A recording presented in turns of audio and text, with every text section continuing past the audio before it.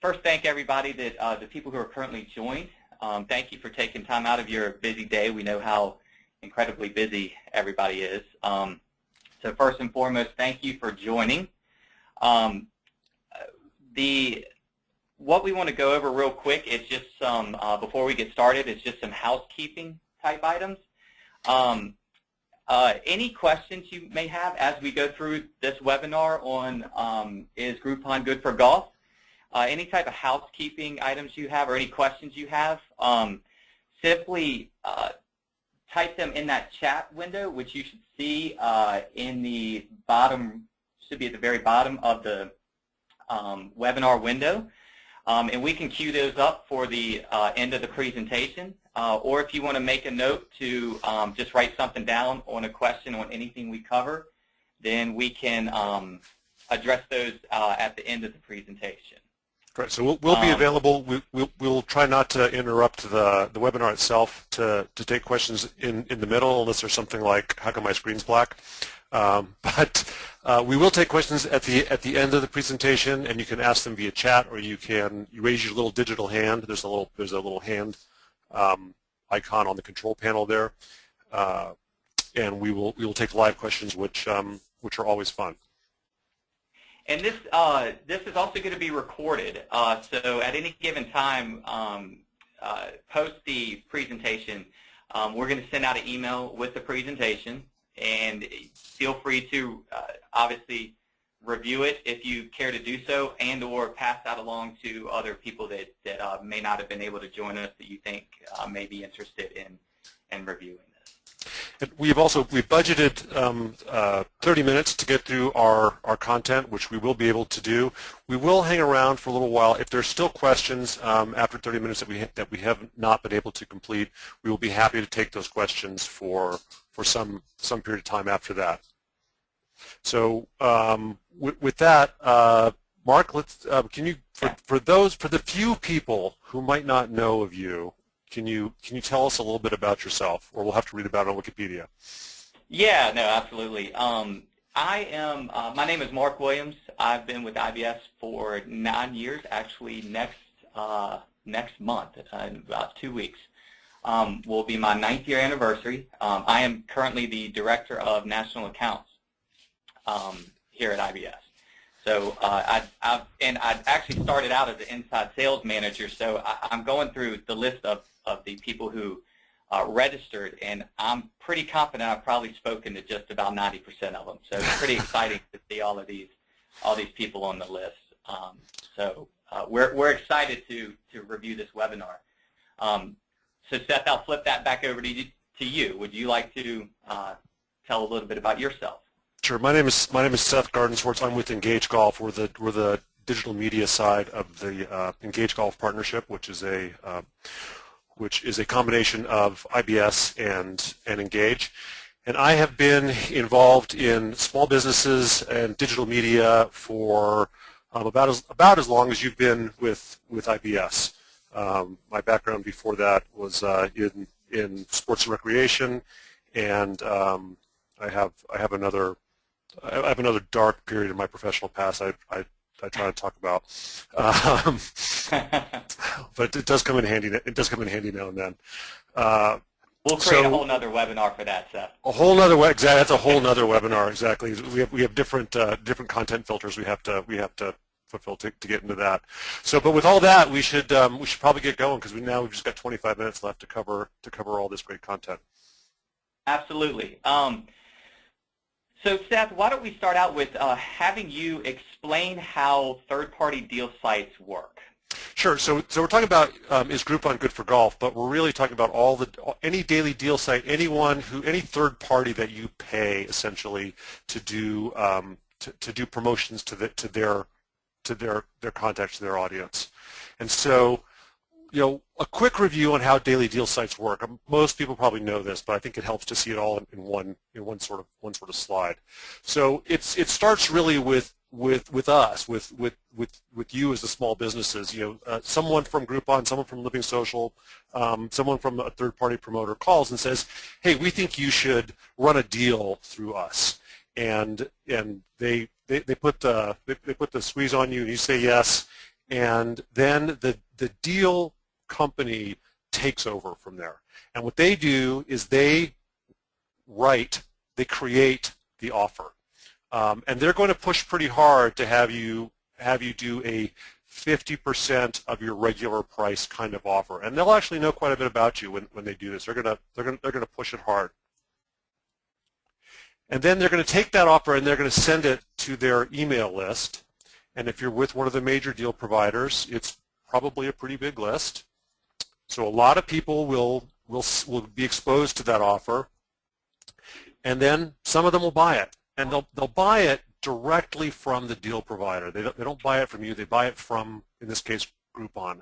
So they take out their credit card. They use Groupon's user interface. They use Groupon's merchant account, and they buy a half-price deal for your course. And so the money flows directly back to the deal provider, and then the deal provider keeps some of it, which I know you're surprised at. Did you know that? Did not. So the deal provider keeps some of the money, and then they give you some too. But before they do, they actually hold hold back some more money for the credit card processing fees. You actually pay for that directly, and they don't give you the money immediately. They actually pay you the money over about 90 days. So that's how it works. Okay. So Steph, maybe next, we know, especially in this economy, we are all very conscious of what we are spending. So what does something like Groupon actually cost a club? Well, that's a good question, and it bears some analysis. So let's go back through what happened here. The first thing they did is they talked you into a 20% discount. So we'll just use 100 to make the numbers easy. They're going to take a service that's worth, let's say, $100, and they're going to ask you to sell it for $50. So right away, the coupon that the customer holds in their hand is worth $50, or worth $100. So you have a $100 liability, and they've just paid $50 for it. And then the deal provider typically keeps 25% of the liability amount, which is 50% of the value. So if it's a $50 for 100, or for 100 for 50, there's a $100 liability, a $100 value coupon sold. It's sold to the customer for $50. Groupon's fee is $25. So your $100 liability went down to $50. Groupon gets $25, and then they also keep 2.5% to pay for the credit card processing, which they did. And because they pay you over 90 days, you can estimate about a 1% cost on the time value money into And so when it's all said and done, you get about 22% of the face value of that Groupon. So the Groupon sold, it's worth 100. You get 22 cents, or $22, 22%.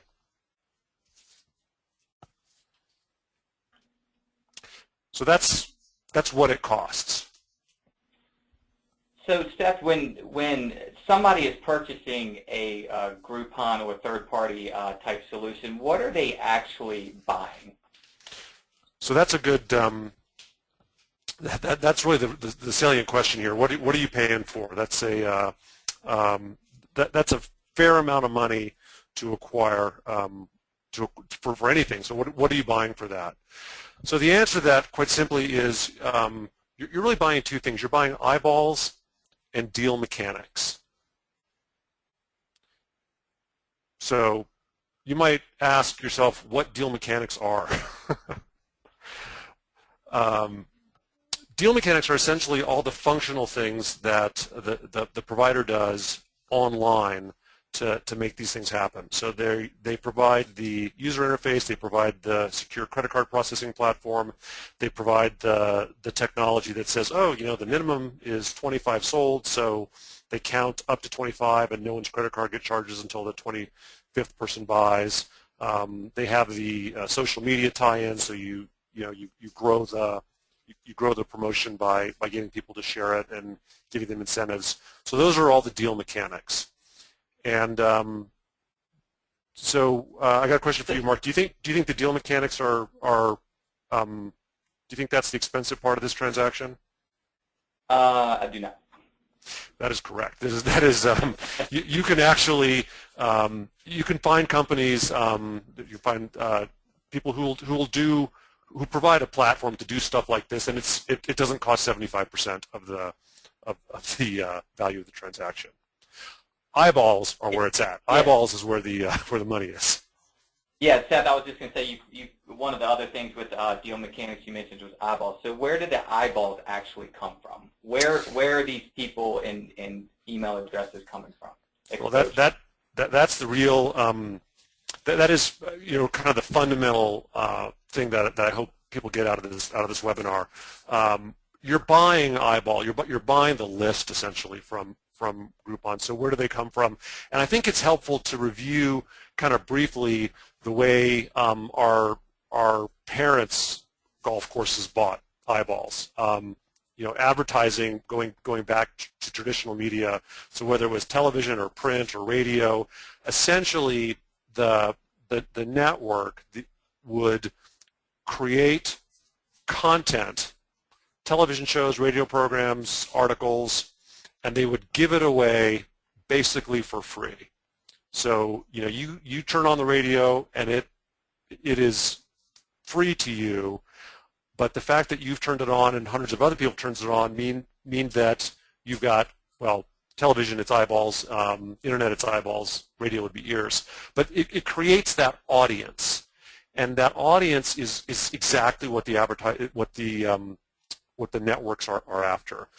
They take this audience, each of these sets of eyeballs, collect a large audience, and then they package it by demographics. So if you're looking at a sci-fi television program, you're probably reaching men, right? If you've got a pop music station with a lot of Kesha and Britney, you're probably reaching girls between 12 and 24. So they package these eyeballs by demographic, and then they sell them to small businesses for a pretty substantial amount of money.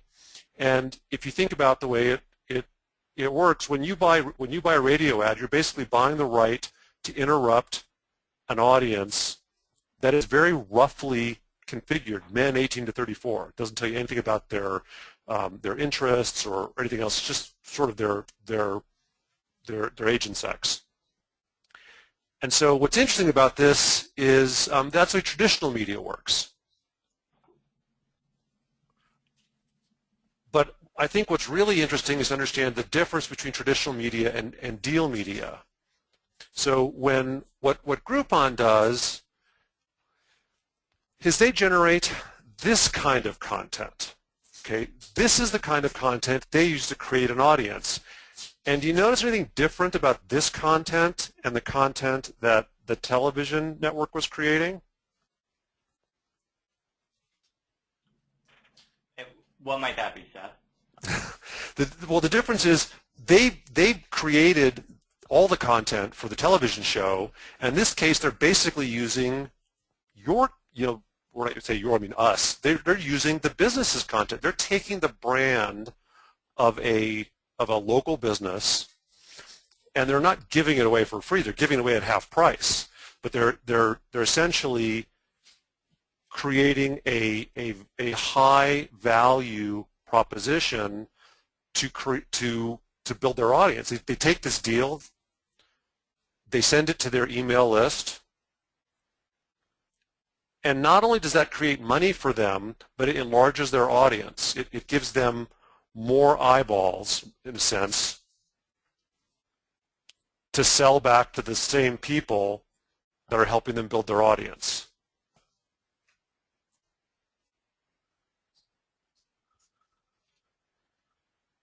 So I think a follow-up question to that, Seth, would be, are these eyeballs cheap? Well, it really depends to a large extent on which eyeballs you're buying, and how much you're buying for them, and how valuable they become to you. But I think to answer those questions, it is not inexpensive to promote a business. Generally, that doesn't come for free. But let's look at the eyeballs that we want for golf. So these are NRF figures, and everybody on this call knows these numbers well. So I'd ask you this way: are we growing the number of golfers in this country?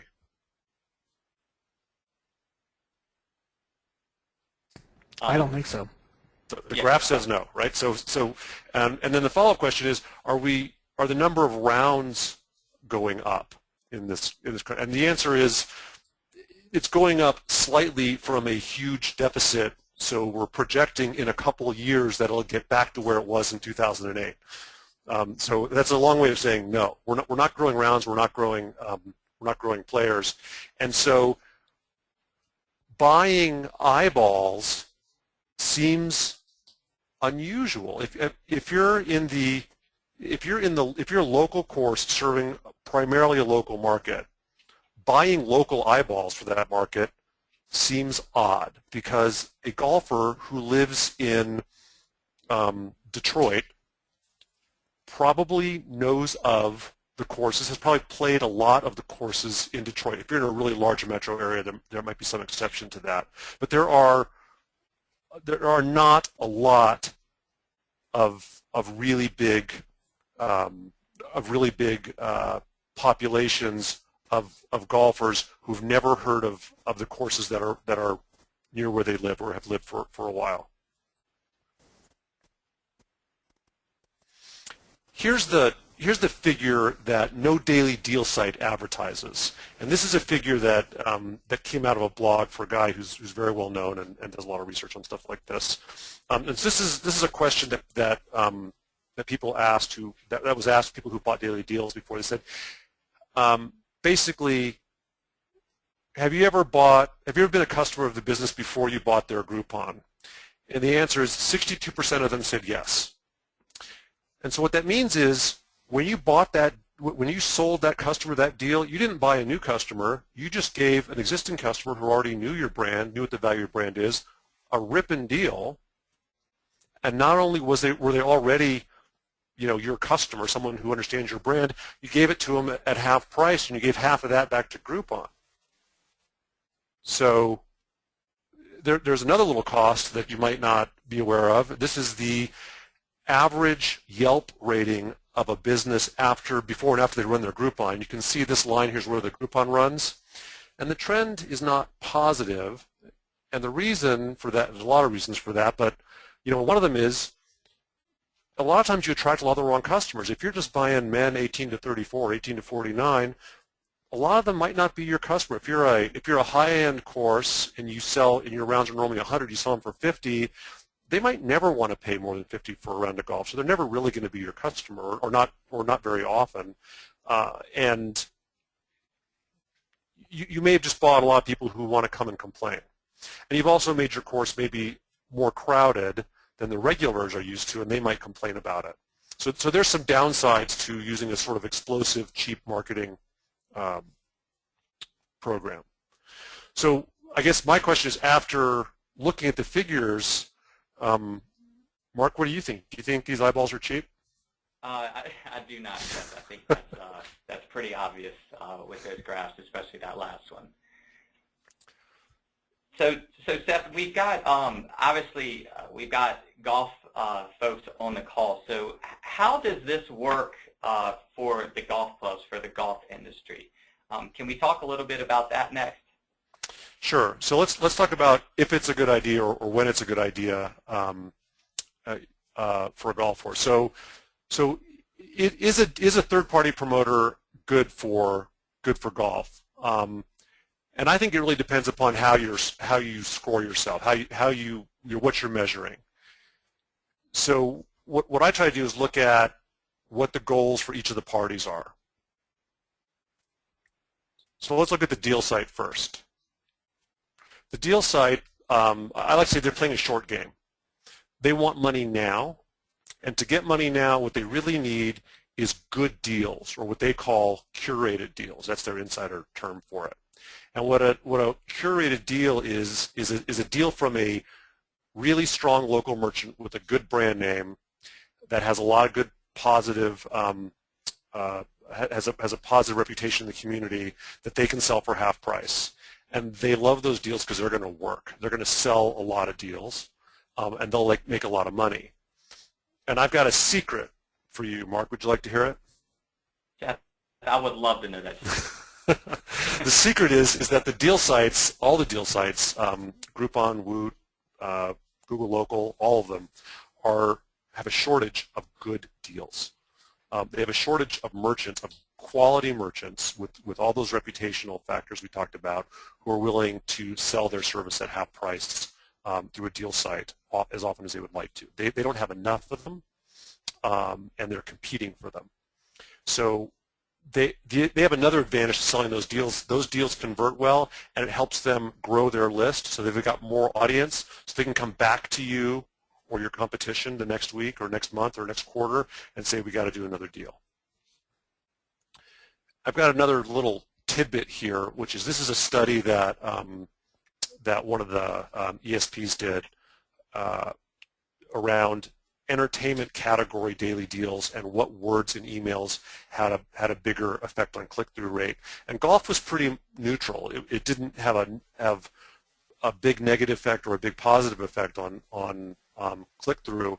And so what that means to us in the golf industry is the deal providers are going to push you to do a really, really deeply discounted deal, because that's how they get them to stand out better from everything else.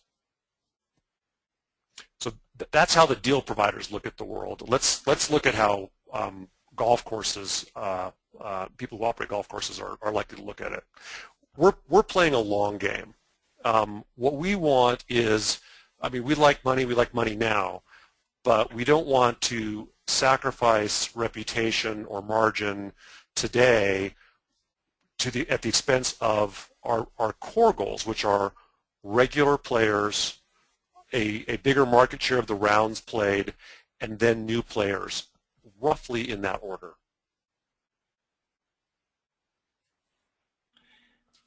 So, Seth, we've been talking a lot about Groupon, and one of the questions I'd like to ask is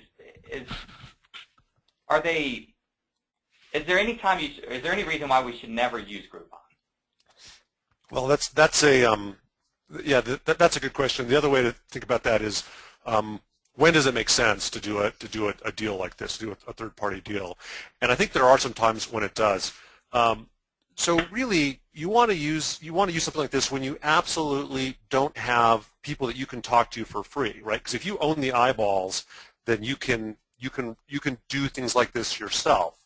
And so if you have a brand new course, and there are not many brand new courses in the U.S., but there's new management, or there's course conversions where you convert like private to public, and then you may not have much of a consumer list, and this is not a bad way to get some people to experience your course. If you're targeting somebody who is really not your customer, and the graphic we used for this is a ladies lesson. 75% of people who play golf are men.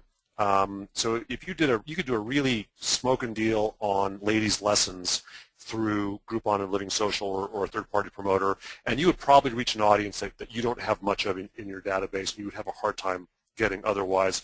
Although I could argue that through the spouses and boyfriends and relationships with the people you do have, you might be able to get to some of them. So, Seth, if I am a club and I decide to use a third party such as Groupon, what are the best practices? What are the tips I should know? So, first thing is be careful, because there's a lot of financial. I mean, do the math for sure. You think about you're getting 22 cents on the dollar off of your regular rate. How is that going to work?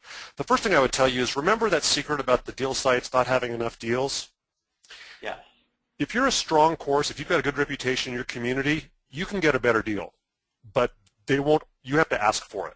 They come and say, Mark, you got a great course. We'll do a great deal. We'll blow it out. Just sell thousands of these, and you'll be worth it, and our fee is 50%. And you can say, well, I'm interested, but I want to keep 75%. And I can't guarantee you're going to get that every time, but you can negotiate with the deal sites. They won't tell you this, but you can do it. So that's the first thing. The second thing, create an offer that works for you. So they want the easiest thing that will convert well, and and a lot of people try to make a deal that's really not a deal. It's like, well, you get 11% off on Tuesday, Twilight, the every other, that's not going to work either, because consumers you're reaching people who already need an incentive. So make it easy. Limit the deal. They won't tell you this either, but you can say, I don't want to sell more than 100 or 200, and they might not, they're going to push you a little bit, but don't leave it open-ended. We've all heard the stories about people who sold their entire inventory for the next 2 years at 75% off because they didn't cap the deal.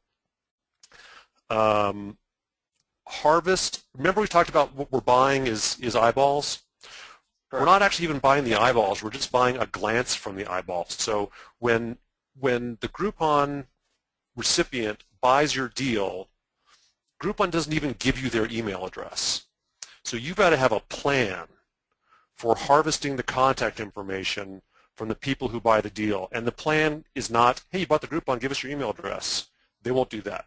You've got to have a good reason for them to do that, and you have to have a follow-up plan. You will not make money on a daily deal unless you've got, with those kinds of upfront costs, unless you can follow up and turn those people into clients. That's the only way you can do it. And then after that, you can really take advantage of if you do that well, you can take advantage of the new contacts that you have. Yeah, I think one of the most important things that you mentioned there, Seth, and especially in the golf industry, is that email address and owning that email address. Email addresses are, as everybody on this call knows, it's equivalent to money in many cases, and having access to that email address and owning that email address is very important. So that's one thing we hear a lot when we are talking to customers. So I like the tips on that slide. So Seth, next, what makes a good digital marketing plan? So first of all, you're going to talk to people who say, "Oh, everything is mobile. You've got to have a strong Twitter presence. Everything, everyone's on Facebook." Don't get overwhelmed by all the platforms. You don't have to do everything, and most people in this space fail by either doing nothing or spreading themselves too thin or being too ambitious at first, so they burn out. There's a ton of people out there who want to sell you third-party deals, and they can be overwhelming too. And you don't need to listen to all of their pitches. And the differences between them are demographic. I'm happy to take questions about the difference between them. But here's the real issue. We think of business as being our business plus people turning into money. And the golf business, that's not exactly the way we should think about it. It's our business plus rounds turns into money. We don't have a lot of new golfers. We don't have a lot of new rounds. If we can get more rounds from the same number of people, we're going to make more money. It's going to cost us less to do it. So focus on rounds before customers. And then I know what you're going to say next, Mark. So we still need some eyeballs, Seth. So where do we actually get those eyeballs? Oh, where am I going to find those eyeballs? Well, I've got great news for you. I mean, most of the people on this call, and you know a lot of them personally, you've already got all the eyeballs. You've always had the eyeballs, just like the red slippers. You've already got what you need. Maybe not as much as you'd like, but you've got enough to make a strong start. And the reason is, if you're on this call, you're probably using IBS, but you've probably been taking at least some information from some of your clients some of the time. And so you've probably got at least a modest email address list to get started with. And you may not have been using it, and it may have some mistakes in it, and 20% of them go bad every year, but you've got a place to start. And so if you take that address, that list, and just build a simple plan. And as an example, this is a birthday gift promotion. And all it does is automatically send people who are enrolled an offer to play golf for free on the month of their birthday. And it does it automatically. Just picks it up and sends it. So why is this promotion works extremely well, and it costs very little because it's automatic. It gives you an incentive to give us your email address, you'll get a free round of golf on your birthday. Well, that sounds pretty cool. It gets sent automatically. Not everyone can take advantage of it, but a lot of people appreciate the offer. And when they do come, Mark, how often do you golf by yourself? Rarely. I would say maybe once a year, if that. Right. Yeah, it's unlikely. So I mean, and right. Some people may take advantage of it, but generally it's going to work out pretty well.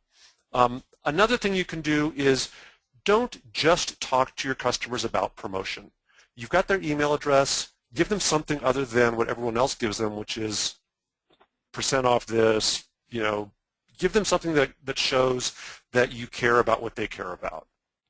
So something interesting about the game. And then if you do it, if you just do a couple of these things, here's a great opportunity that I'm sure everyone on this call is getting set to take advantage of, which is everybody who has a father has a problem this month. Mark, is your dad an easy guy to shop for? He most certainly is not. Yeah, neither is mine.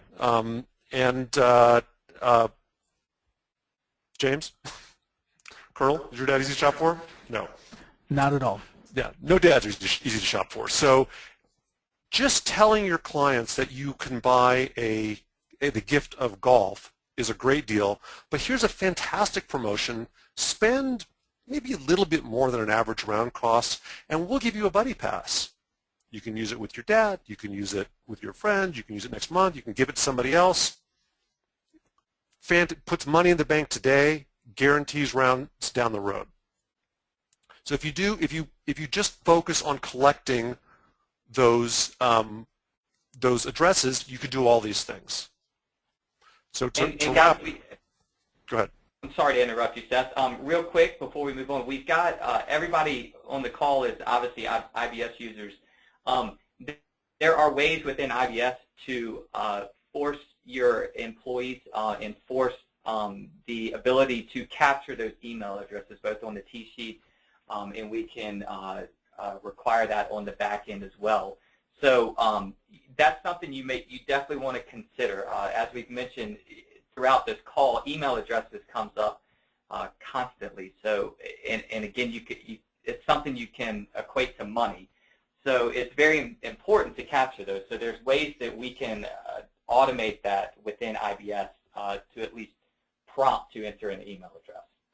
If you have any questions with that, feel free to reach out to me, or just simply call our support line, and they'll walk you through how to do that. So let's go through the wrap here quick so we can get to our questions. So our recommendations are, before you use any third-party deal site or anything like that, be careful. Understand what the math is. Understand what you're getting, what you're buying. Really consider the audience that's already yours, because they are the best possible candidates, right? They've played your course at least once beforehand. If you've got people whose address you have but didn't play your course last year, if you can get one round out of them, you win. If they played once, you can get two, you win, and you don't have to buy the contact at least. This is super important. Your course is the best possible source of new contacts that you can get. Mark and I were chatting earlier this week, and let's take a golf course that does 30,000 rounds a year and has 1,000 email addresses, 2,000 email addresses, 3,000 email addresses. How many email addresses should they have? I don't know exactly, but they could have more than a couple thousand, right? If you focus a tenth of the resources you would on running a Groupon as to collect new email addresses in terms of management training and incentives and so forth, you'll have a much bigger email list, and you'll be able to offer nice promotions to your good clients, targeted promotions, things that fill you up when you need to be filled up, and don't waste promotional opportunities on people who will never be your clients. It's a great opportunity. So I would prioritize that, and then building and protecting your audience is the best way for you to stay independent and not depend on somebody else to go create an audience and sell it back to you. Because when they do that, they will take that exact same group that bought your deal and offer it to your competition.